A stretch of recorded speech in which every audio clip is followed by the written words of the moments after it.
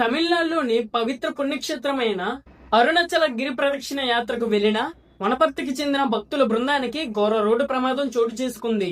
క్షేత్రస్థాయి బాధితులు మరియు పోలీసులు తెలిపిన వివరాల ప్రకారం వనపర్తి జిల్లా మాజీ మున్సిపల్ చైర్మన్ పుట్టపాకల మహేష్ తన ఆప్తమిత్రులతో కలిసి ప్రత్యేక వాహనంలో అరుణాచల క్షేత్ర సందర్శనార్థం యాత్రకు బయలుదేరి వెళ్లారు.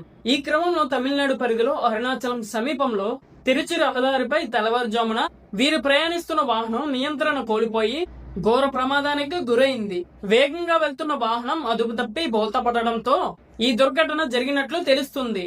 ఈ ప్రమాదం దాటికి వాహనంలో ఉన్న ఒకరు తీవ్ర రక్తస్రావమై అక్కడికక్కడే ప్రాణాలు విడిచారు. తీవ్రంగా గాయపడిన మాజీ చైర్మన్ మిగిలిన 5గురిని వెంటనే స్థానికులు పోలీసులు తక్షణమే స్పందించి 108 అంబులెన్స్ ద్వారా సమీపంలోని ప్రభుత్వ ప్రథమ ఆసుపత్రులకి తరలించారు.